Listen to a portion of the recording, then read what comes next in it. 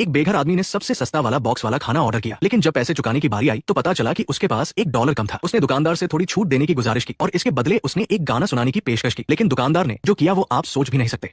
उसे कचरे के डिब्बे में खाने की तलाश करनी पड़ी। ऐसा लगता है कि उसने पहले भी ऐसा किया था। पता चला कि वो एक स्ट्रीट सिंगर था जो दिन में सड़कों पर गाकर पैसे कमाता था और रात में सड़कों पर सोता था। एक दिन लासी अपने पिता से मिला और तुरंत उन्हें नमस्ते करने चला गया, लेकिन उसके पिता ने उसकी बिल्कुल परवाह नहीं की। क्रिसमस आने ही वाला था। लासी अपने पिता के साथ डिनर करना चाहता था, लेकिन उसके पिता के बगल में बैठी सौतेली मां ने नफरत भरी नजर से कहा, घर की मेज पहले ही भरी हुई है, कोई अतिरिक्त जगह नहीं है। पिता ने कुछ नहीं कहा, बस बेटे के प्रति अपने अपराध बोध को कम करने के लिए उसे $50 दिए। ऐसा लगता है कि उसके आसपास की हर चीज उसके साथ बुरा बर्ताव कर रही थी, लेकिन इसका मतलब ये नहीं था कि वो एक बेचारा आदमी था, क्योंकि वो एक एडिक्ट था। एक रात लासी को सोने के लिए कोई जगह नहीं मिली और वो हताश होकर सड़क पर चलने लगा। उसके एडिक्ट दोस्तों ने उसे अपनी कार में खींच लिया और वो चीज निकाली जिससे लासी अच्छी तरह वाकिफ था। उसने बहुत देर तक झिझक महसूस की, लेकिन आखिरकार वो लालच को नहीं रोक सका। अगले दिन लासी की आंख अस्पताल में खुली। उसे बहुत अफसोस हुआ, क्योंकि कुछ ही दिन पहले उसने नशा मुक्ति कार्यक्रम में हिस्सा लिया था। खुशकिस्मती से डॉक्टर वाल ने उसका साथ नहीं छोड़ा और धैर्य से उसे समझाया कि वो इतनी जल्दी हार न माने। फिर उन्होंने लासी के लिए एक सब्सिडाइज अपार्टमेंट का इंतजाम करने में मदद की। लासी नरम सोफे पर खुशी से बैठ गया। रसोई चौड़ी और रोशन थी और 24 घंटे गर्म पानी आता था। कई सालों तक बेघर रहने के बाद लासी को आखिरकार घर जैसा महसूस हुआ। रात में लासी बाथटब में नहा रहा था, तभी लिविंग रूम में शोर हुआ। पहले से ही असुरक्षित महसूस करने वाला लासी सावधान हो गया। उसने हथियार के तौर पर अपना जूता उठाया और सावधानी से लिविंग रूम में आया। लाइट जलाई और देखा कि ये एक प्यारी नारंगी बिल्ली थी। ऐसा लग रहा था कि वो बहुत भूखी थी, इसलिए वो खाने की तलाश में खिड़की से अंदर आई थी। हालांकि लासी एक